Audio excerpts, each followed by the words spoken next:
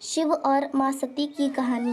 दक्ष प्रजापति की कई पुत्रियां थीं। सभी पुत्रियां गुणवती और सुंदर थीं। फिर भी दक्ष के मन में संतोष नहीं था। वे चाहते थे उनके घर में एक ऐसी पुत्री का जन्म हो जो सर्वशक्ति संपन्न हो एवं सर्वविजयिनी हो।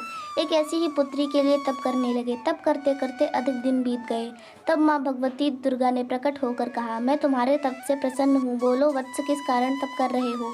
दक्ष ने तप करने का कारण बताया तो माँ बोली, मैं स्वयं पुत्री रूप में तुम्हारे यहाँ जन्म लूंगी और मेरा नाम होगा सती। मैं सती के रूप में जन्म लेकर अपनी लीलाओं का विस्तार करूंगी। फलतः माँ दुर्गा ने सती रूप में दक्ष के यहाँ जन्म लिया। सती दक्ष की सभी पुत्रियों में सबसे अलौकिक थी। सती ने बाल्य अवस्था में ही कई ऐसे अलौकिक आश्चर्यचकित करने वाले कार्य कर दिखाए थे। जब सती विवाह योग्य हो गई तो दक्ष को उनके लिए वर की चिंता होने लगी। उन्होंने ब्रह्मा जी से इस विषय में परामर्श किया। ब्रह्मा जी ने कहा, सती दुर्गा का अवतार हैं। दुर्गा आदि शक्ति और शिव आदि पुरुष हैं। अतः सती के विवाह के लिए शिव ही योग्य और उचित वर हैं। दक्ष ने ब्रह्मा जी की बात मानकर सती का विवाह भगवान शिव के साथ कर दिया। सती कैलाश में जाकर भगवान शिव के साथ रहने लगी। भगवान शिव दक्ष के दामाद थे, किंतु एक ऐसी घटना घटित हो गई जिसके कारण दक्ष के हृदय में भगवान शिव के प्रति बैर और विरोध भाव पैदा हो गया। एक बार देवलोक में ब्रह्मा ने धर्म के निरूपण के लिए एक सभा का आयोजन किया था।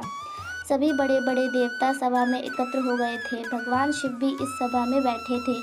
सभा मंडल में दक्ष का आगमन हुआ। दक्ष के आगमन पर सभी देवता उठकर खड़े हो गए, पर भगवान शिव खड़े नहीं हुए। उन्होंने दक्ष को प्रणाम भी नहीं किया। फलतः दक्ष ने अपमान का अनुभव किया। केवल यही नहीं, उनके हृदय में भगवान शिव के प्रति ईर्ष्या की आग जल उठी। वे उनसे बदला लेने के लिए समय और अवसर की प्रतीक्षा करने लगे। एक बार सती और शिव कैलाश पर्वत पर बैठे हुए वार्तालाप कर रहे थे। उसी समय आकाश मार्ग से कई विमान कनखल की ओर जाते हुए दिखाई पड़े। सती ने उन विमानों को देखकर भगवान शिव से पूछा, प्रभु, ये सभी विमान किसके हैं और कहाँ जा रहे हैं? भगवान शिव ने उत्तर दिया, आपके पिता ने बहुत बड़े यज्ञ का आयोजन किया है। समस्त देवता और देवांगनाएं इन विमानों में बैठकर उसी यज्ञ में सम्मिलित होने के लिए जा रहे हैं। इस पर सती ने दूसरा प्रश्न किया, क्या मेरे पिता ने आपको यज्ञ में सम्मिलित होने के लिए नहीं बुलाया? भगवान शिव ने उत्तर दिया, आपके पिता मुझसे बैर रखते हैं, फिर वे मुझे क्यों बुलाने लगे? सती मन ही मन सोचने लगी। फिर बोली, यज्ञ के इस अवसर पर अवश्य मेरी सभी बहनें आएंगी। उनसे मिले हुए बहुत दिन हो गए हैं। यदि आपकी अनुमति हो तो मैं भी अपने पिता के घर जाना चाहती हूँ। यज्ञ में सम्मिलित हो लूँगी और बहनों से भी मिलने का अवसर मिलेगा। भगवान शिव ने उत्तर दिया, इस समय वहाँ जाना उचित नहीं होगा। आपके पिता को मुझसे ईर्ष्या है। हो सकता है वे आपका भी अपमान करें। बिना बुलाए किसी के घर जाना उचित नहीं होता है। इस पर सती ने प्रश्न किया, ऐसा क्यों? भगवान शिव ने उत्तर दिया, विवाहिता लड़की को बिना बुलाए पिता के घर नहीं जाना चाहिए, क्योंकि विवाह हो जाने पर लड़की अपने पति की हो जाती है। पिता के घर से उसका संबंध टूट जाता है। लेकिन सती पीहर जाने के लिए हठ करती रहीं, अपनी बात बार बार दोहराती रहीं। उनकी इच्छा देखकर भगवान शिव ने पीहर जाने की अनुमति दे दी। उनके साथ अपना एक गढ़ भी साथ में भेज दिया। उस गढ़ का नाम वीरभद्र था। सती वीरभद्र के साथ अपने पिता के घर गईं। घर में सती से किसी ने भी प्रेम पूर्वक वार्तालाप नहीं किया। दक्ष ने उन्हें देखकर कहा, तुम क्या यहाँ मेरा अपमान कराने आई हो? अपनी बहनों को तो देखो, वे किस प्रकार भली भांति के अलंकारों और सुंदर वस्त्रों से सुसज्जित हैं। तुम्हारे शरीर पर मात्र बाघंबर हैं। तुम्हारा पति शमशानवासी और भूतों का नायक है। वह तुम्हें बाघंबर छोड़कर और पहना ही क्या सकता है? दक्ष के कथन से सती के हृदय में पश्चाताप का सागर उमड़ पड़ा। वे सोचने लगी, उन्होंने यहाँ आकर अच्छा नहीं किया। भगवान ठीक ही कह रहे थे, बिना बुलाए पिता के घर भी नहीं जाना चाहिए। पर अब क्या हो सकता है, अब तो आ ही गई हूँ। पिता के कटु और अपमानजनक शब्द सुनकर भी सती मौन रही। वे उस यज्ञ मंडल में गई जहाँ सभी देवता और ऋषि मुनि बैठे थे तथा यज्ञ कुंड में धू धू करती जलती हुई अग्नि में आहुतियाँ डाली जा रही थी। सती ने यज्ञ मंडप में सभी देवताओं के तो भाग देखे, किंतु भगवान शिव का भाग नहीं देखा। वे भगवान शिव का भाग न देखकर अपने पिता से बोली, यज्ञ में तो सबके भाग दिखाई पड़ रहे हैं, किंतु कैलाशपति का भाग नहीं है। आपने उनका भाग क्यों नहीं रखा? दक्ष ने गर्व से उत्तर दिया, मैं तुम्हारे पति शिव को देवता नहीं समझता, वह तो भूतों का स्वामी है, नग्न रहने वाला और हड्डियों की माला धारण करने वाला है। वह देवताओं की पंक्ति में बैठने योग्य नहीं है, उसे कौन भाग देगा?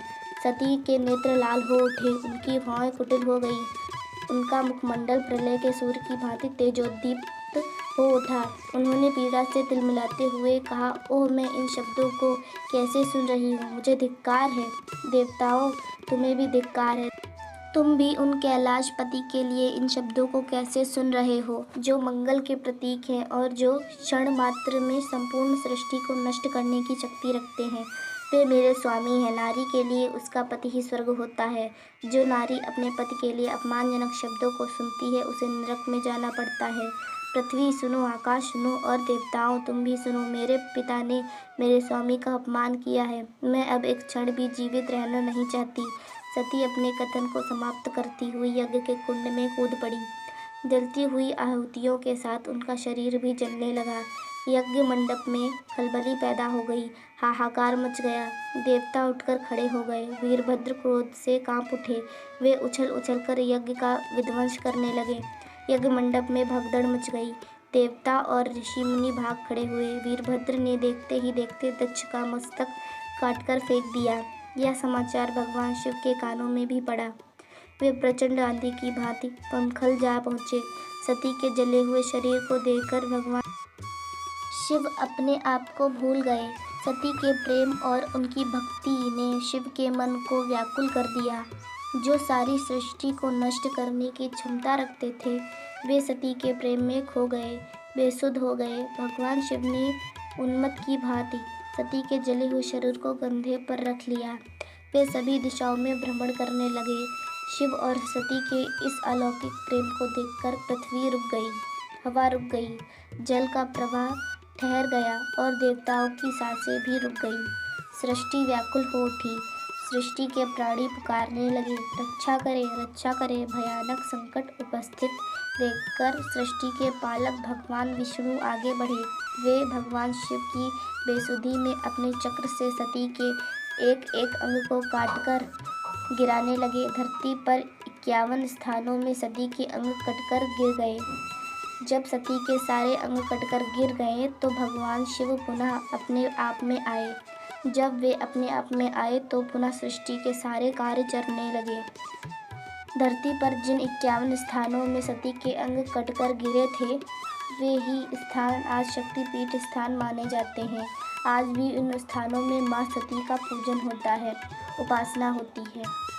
दोस्तों, अगर आपको यह कहानी अच्छी लगी हो तो कमेंट, शेयर और सब्सक्राइब जरूर करें। Thank you.